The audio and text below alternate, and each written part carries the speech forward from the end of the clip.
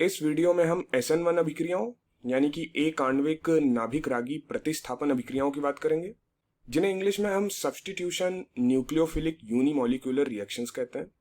हम अभिक्रिया की क्रियाविधि के बारे में बात करेंगे और हम यह भी बात करेंगे कि कब हम किसी चरण को वेग निर्धारण चरण कहते हैं, रेट डिटरमाइनिंग स्टेप कहते हैं, और उन कारकों के बारे में भी बात करेंगे जो इस अभिक्रिया की दर या फिर कहें अभिक्रिया वेग को प्रभावित करते हैं।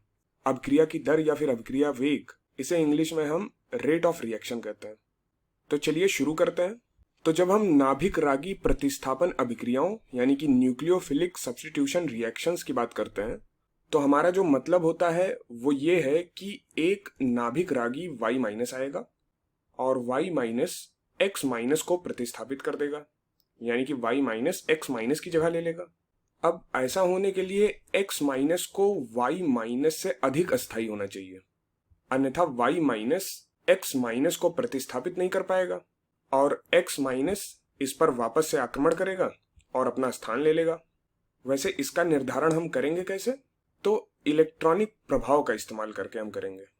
तो जो भी ज्ञान अभी तक हमने इलेक्ट्रॉनिक प्रभाव यूनिट को पढ़ के अर्जित किया है, उसका प्रयोग हम यहाँ करेंगे और जानेंगे कि X माइनस Y माइनस की तुलना में अधिक अस्थायी है या नहीं।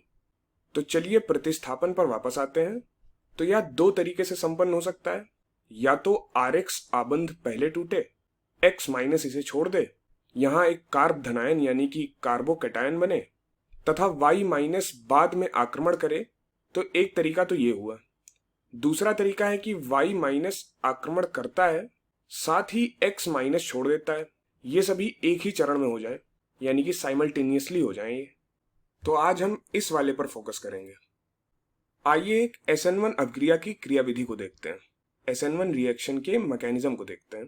तो यहाँ कार्बन और अवशिष्ट समूह यानी कि लीविंग ग्रुप के बीच का आबंध टूट जाता है और अवशिष्ट समूह आबंध के इलेक्ट्रॉनों के समूह को अलग कर ले जाता है और हमें परिणाम स्वरूप एक कार्ब धनायन तथा X माइनस मिलता है।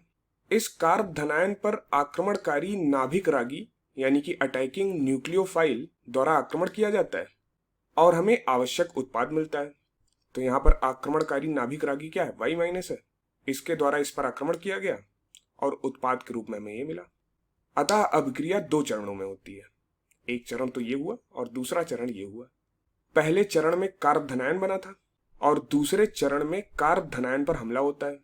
तो क्या दोनों चरण एक ही गति से होते हैं या उनमें से कोई एक तेज और कोई एक धीमा होता है?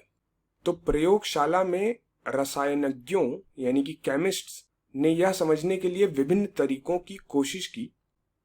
तरीकों से यह जानने की कोशिश की कि दोनों चरणों में से कौन सा चरण तेज था, और जो परिणाम निकला वो ये था कि दूसरा चरण पहले की तुलना में तेज था, यानी कि CX आबंध का टूटना धीमा था। और सबसे धीमे चरण को वेग निर्धारण चरण यानी कि रेट डिटरमिनिंग स्टेप कहते हैं। जब मैं वेग निर्धारण चरण कहता हूं तो इसका क्या मतलब है? आइए इसे समझने के लिए एक उदाहरण लेते हैं। मान लें कि मैं पानी की बोतलें बनाता हूं और मैं इन्हें इस तरह से बनाता हूं कि प्रति घंटे लगभग 1000 ढक्कनों का उत्पादन होता है, जबकि प्रति घंटे सिर्फ 50 बोतलें बनाई जाती हैं। यदि मुझे उत्पादन की दर बढ़ानी हो तो मुझे कहाँ ध्यान केंद्रित करना चाहिए? तो मुझे बनाई गई बोतलों की संख्या को बढ़ाने के बारे में सोचना चाहिए। वैसे भी प्रति घंटा बहुत सारे ढक्कन बनाए जा रहे हैं, तो मुझे बनाई जाने वाली बोतलों की संख्या बढ़ाने पर ध्यान केंद्रित करना चाहिए ताकि प्रति घंटे मेरा कुल उत्पाद बढ़ जाए। सही है? तो वास्तव में मैंने किस पर ध्यान केंद्रित किया? मैंने निम्नतम चरण पर ध्यान केंद्रित किया। इसलिए जब भी मैं किसी अभिक्रिया वेग को बढ़ाना चाहता हूँ, रेट ऑफ रिएक्शन को बढ़ाना चाहता हूँ, या फिर कहें अभिक्रिया की दर को बढ़ाना चाहता हूँ, तो मुझे सबसे धीमे चरण पर ध्यान केंद्रित करना होगा। मुझे उस चरण यानी कि उस स्टेप की दर बढ़ाने के तरीकों के विषय में सोचना होगा ताकि कुल अभिक्रिया की दर या फिर कहें अभिक्रिया वेग बढ़ जाए।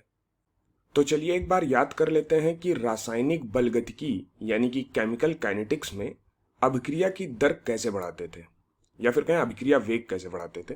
तो अभिक्रिया वेग ऑब्लिक अभिक्रिया की दर, जिसे इंग्लिश में हम रेट ऑफ रिएक्शन कहते हैं, ये बराबर होगा यहाँ पे ये जो भी आपको दिख रहा है। अब यहाँ पर देखते हैं कि क्या क्या चीज़ें हमें दिख रही हैं और उनका मतलब क्या है। तो यहाँ पर K है वेग स्थिरांक, रेट कांस्टेंट।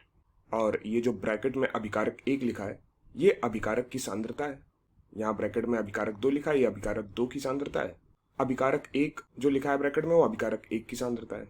और इसकी कुछ घातें हैं, यहाँ पे घात a है, यहाँ पे घात b है। तो हम कह सकते हैं कि अभिक्रिया वेग ये बराबर होता है वेग स्थिरांक गुणे अभिकारकों की सांद्रताओं की अचर घातों के गुणनफल के, जहाँ अचर जो a और b हैं ये अचर हैं, कॉन्स्टेंट्स हैं। ये स्टाइकियोमेट्री गुणांक के बराबर हो भी सकता है और नहीं भी। अब यदि अभिक्रिया एक ही चरण में संपन्न होती है तो फिर अभिक्रिया एक प्रारंभिक अभिक्रिया है, एलिमेंट्री रिएक्शन है। तो ये घातें स्टाइकियोमेट्रिक गुणांक के बराबर हो जाती हैं तथा अभिक्रिया की कोटि यानी कि ऑर्डर इन घातों के योग के बराबर हो जाता है।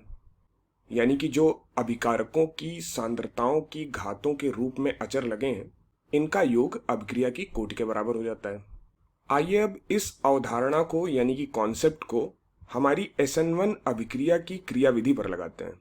चूंकि सबसे धीमा चरण ही वेग निर्धारण चरण है, अभिक्रिया वेग केवल क्रियाधार यानी कि सबस्ट्रेट की सांद्रता के समानुपाती होगी, क्योंकि नाभिक रागी यानी कि न्यूक्लियोफाइल ने पहले चरण में आक्रमण नहीं किया है। तो यहां तक सब ठीक है। और यहाँ क्रियाधार की सांद्रता की घात जो है वो 1 है, तो इस पर घात 1 लगाया गया है जो कि इसका स्टाइकियोमेट्रिक गुणांक है। अब इस अभिक्रिया की कोटि क्या होगी? तो इस अभिक्रिया की कोटि 1 है यानी कि ऑर्डर 1 है।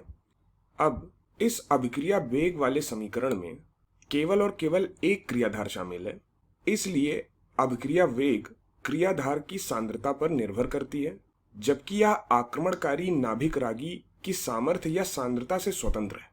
इसलिए मेरे लिए क्या महत्वपूर्ण है जब मैं SN1 अभिक्रिया की दर या फिर कहें SN1 अभिक्रिया वेग के बारे में बात कर रहा हूं, जब मैं इसके विषय में बात कर रहा हूं तो मुझे किस पर ध्यान केंद्रित करना चाहिए? तो स्पष्ट रूप से नाभिक रागी ने वेग निर्धारण चरण में आक्रमण नहीं किया, तो यह मेरे लिए महत्वपूर्ण नहीं है। क्रियाधार मेरे लिए महत्वपूर्ण है, सबस्ट्रेट मेरे लिए महत्वपूर्ण है। तो यहां पर किस बात से फर्क पड़ता है कि क्रियाधार की सांद्रता क्या है, क्रियाधार का प्रकार क्या है, और यहां पर CX आबंध का सामर्थ्य स्ट्रेंथ ये भी महत्वपूर्ण है। क्योंकि अभिक्रिया वेग ज्यादा हो इसके लिए मैं चाहता हूं कि ये आबंध जल्दी टूटे, और इसलिए कार्ब धनायन का स्थायित्व तथा X माइनस का स्थायित्व भी मायने रखती है। यह भी महत्वपूर्ण है, क्योंकि यदि ये अलग अलग अस्थायी हैं तो आबंध जल्दी टूटेगा और अभिक्रिया का वेग अधिक होगा।